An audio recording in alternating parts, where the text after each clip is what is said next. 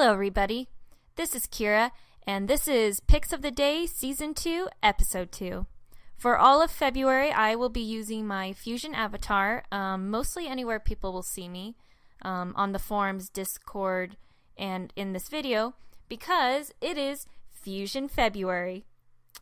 And no one else is really doing it. I mean, some of the moderators, I think, are, but really, it's just this stupid little thing I wanted to do just to have an excuse to use my Fusion without it being like someone questioning it.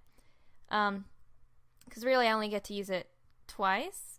Because like Halloween, it's acceptable. So October, I'll be using it again. But I decided, let me do Fusion February because they're alliterative and it works out for me. So that's why you'll be seeing a Fusion in any videos I do for February. But I'm going to jump us right in to the discussion because as you all remember, we left off in Heroes Square talking about the holograms and the monuments, and we are starting off with Monkey, who is the last of the holograms. Due to my uneven numbers, we couldn't get to Monkey, so we're going to talk about him here, and he is my favorite model for the holograms, like of their looks. It's probably because he reminds me so much of that show, Super Robot Monkey Team Hyperforce Go, that was on Disney XD for anyone who remembers it from like the mid-2000s. He just looks like it. I mean, he's got the visor. He's all like, I'm a hero and look at my strength. I know a lot of people didn't care for his model. Everyone on the forums has the unanimous decision that they don't like the design, but I mean, I like him. I guess some people complain about the arms, that they're not of length. But Mojo isn't really of length either. When he's hunched, yeah, but when he's standing tall, I don't think they match directly to his over. And no one complained about his form in the cartoon, so I don't know. If you don't like it because you don't like it, then that's one thing. But saying that it's wrong, I don't know. Doesn't really seem right, but that's my take on the whole matter. I still love it. I can't wait to go meet him. I'm pretty sure we'll meet him. He looks to be hidden somewhere because of the way the wall and the concrete don't match up. It's probably somewhere up north, like a dungeon of some sort. Hopefully his partner, Agent Honeydew, will be in the game with him. She's going to be a leading force to get him back because he's part of the Global Security, I believe they were called. It's been a while since I've watched Dexter's Laboratory. But he's got his insignia of it on the suit, which is interesting because I don't think he did in the original. So it's kind of a nice little touch of like an insignia, and maybe we'll get to see more from them.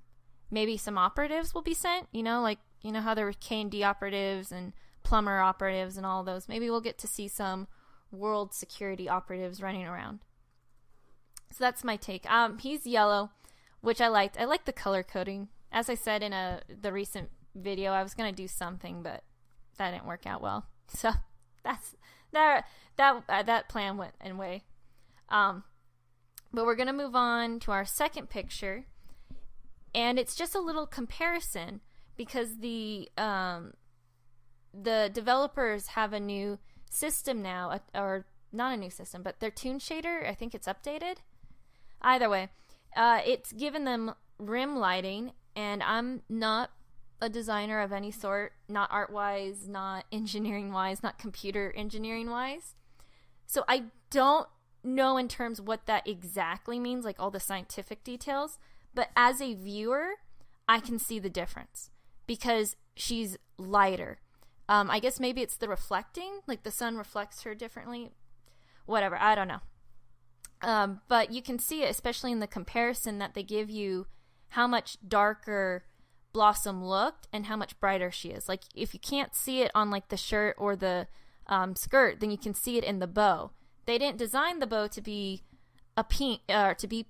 It's red, but the lighting gives off the color that it's pink because it's a lighter color.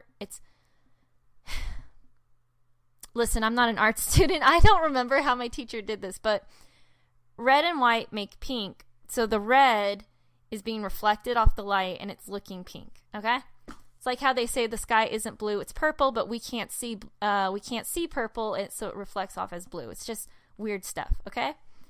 I already like this toon shading rim lighting thing because I never realized how dark Fusion Fall was.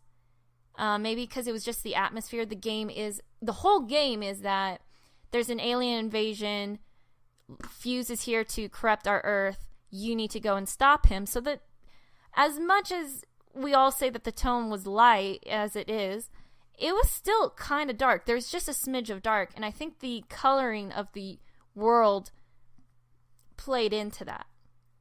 But Fusion Fall Legacy is so bright. It's so welcoming. And I'm not saying Fusion Fall wasn't welcoming because I enjoyed it. I'm sure everyone enjoyed it. That's why we want it back. But Legacy is just more opening. Like it wants you in. It's brighter, so you feel better. You want to be around it. So I'm really excited to see more of this shading and rim lighting and how it'll affect the game more. And it's going to make all the NPCs look so much better. Like, we see it later on. They give us more comparisons, and we get to see what the shading does. And it honestly does a lot. Even if it's just a little thing, it affects the game so much. We also get to see, in the third picture, new poses and emotes. Because we've got Allison here laying out on a lawn chair, enjoying it. I'll admit the lawn chair is a little big, but maybe it's just because she's smaller, you know? Because, like, you could do, like, different heights, and heights affect certain things, but that's not important. I'm really happy. We get to interact more. We get new poses. We get to, maybe they'll let us interact with the furniture more, like how she's sitting. Maybe we can. The beach towels, maybe we can go sit on those and have, like, a little option to do that. But it just makes it more immersive because the emotes were really small, which doesn't make sense because it's an MMORPG, which means they need to focus on the story for the RPG, but it's a massive multiplayer online game, so there should be more social because you're interacting with people. So maybe that was just a hindsight on theirs, or maybe they always plan to go back and add it in more. I don't know. I'm not a developer. I'm not the original Fusion Fall developers. I can't get in their mindset.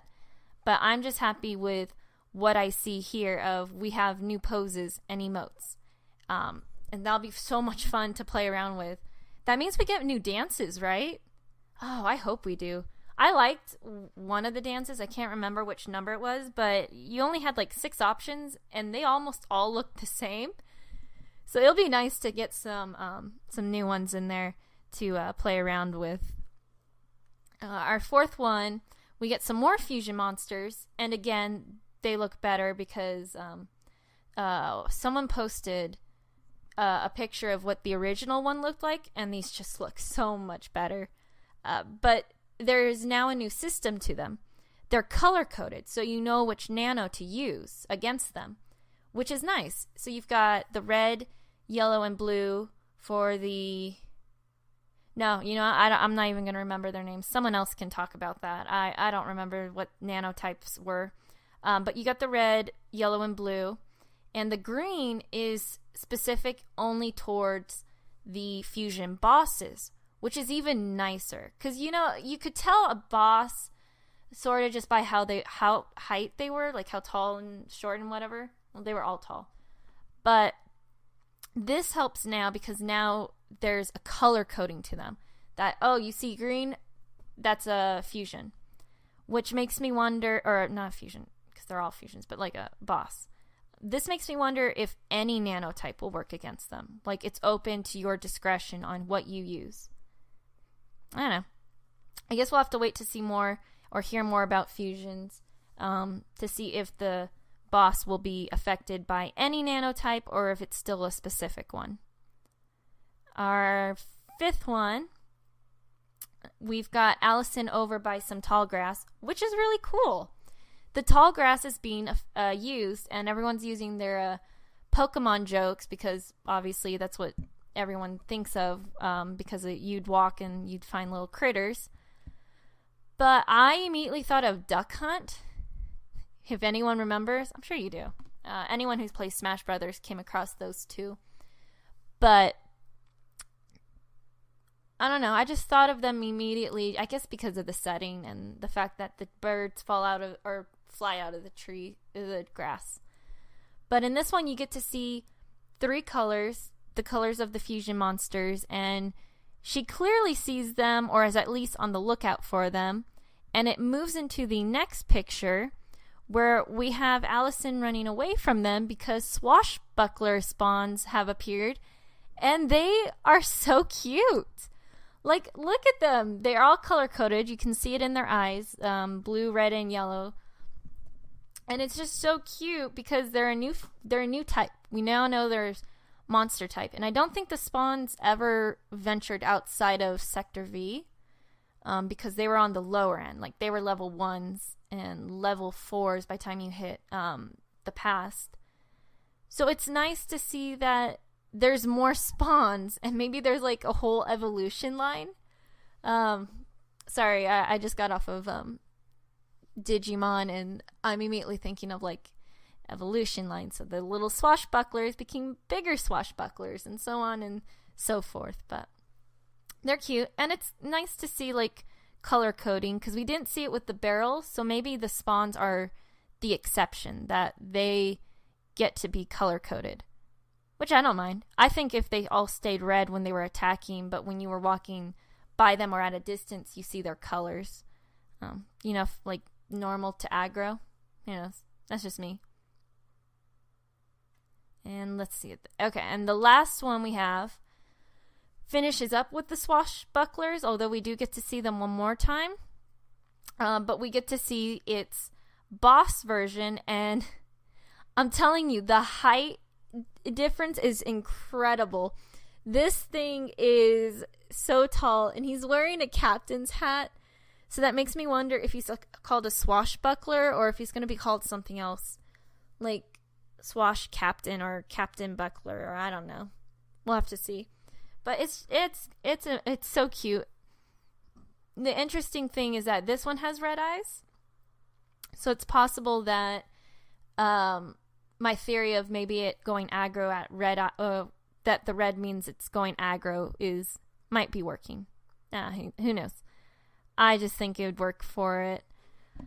So those will be all of theirs. I'm really happy because, we got to see, especially with these 3 swashbucklers pictures, that the sky is like a gray, unless that's rock. But I'm pretty sure that's in the background, that's a gray sky. And I really love that the atmosphere has a lighting to it. It should be mentioned there were discussions on where those 3 pictures took place. I think they're somewhere in the suburbs, but I think the suburbs and the wilds are more closely connected. Like, you can see where the transition line is, instead of it just being, here's the mountains, and then on the other side is Foster's, and then the wilds, and the wilds just appears out of nowhere. This one segs into it. Like, it looks like we're on top of a mountain ledge, and we're looking, and you can look down. That's my take. Obviously, none of us have played the map, so we don't know where it is exactly. It's possible that we're by Candy Cove, and we're looking over that, because our next ones, well, aside from the fact that they're swashbucklers, and those are common near the Candy Pirates, who are all over at Candy Cove, we're going to meet a new host.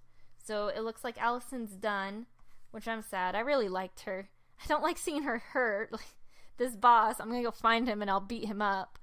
But maybe Allison will come back later. Maybe if we get more hosts, which I know we will, because Allison, even at the start, said, I'll be your host for the next few. And now a new guy is stepping in, and he'll talk about the rest, some more, and then I'm pretty sure we'll get a new one and a new one. It'll be a cycle of constant hosts so that we don't get bored with one. But maybe they'll do like a host reunion, like all of them get together at the end of the season and show off, and show off something. But so we talked about Monkey, the new shading, or not the shading, the new lighting, new emotes, the bosses and the colors. We talked about the tall grass and how there's different colored eyes, and that to always be on the lookout for a boss. So those will be our 7. Let me double check. Going back through. Yeah, those will be our 7. I should have another one probably mid-February, if not maybe end of February. Some people are asking. I will be working on my collaboration soon. I just gotta get some time off, which I should have a 3-day weekend coming up. So I'm probably gonna grab some people and try to get some conversations done. So if you want to be a part of that, maybe put it in the comment section so I see it, or if you have my Discord, connect to me through there, and I should be able to start this thing up soon. So I'm really happy with how season 2 is still going. The next pics are really fun. I'm hoping they're doing areas like Allison was Sector V, and this new guy is going to be Candy Cove, and maybe we'll get more. And if they do it by area, I think that'd be a lot more fun. Just because then we get to see all the new areas or old areas reinvented and everything from there. I'm going to have to stop my rambling before I start repeating myself and all of you get bored. So this has been a fun video to do. It's been fun looking at all the pictures. Have a fun Fusion February, and I'll see you guys all on the forums.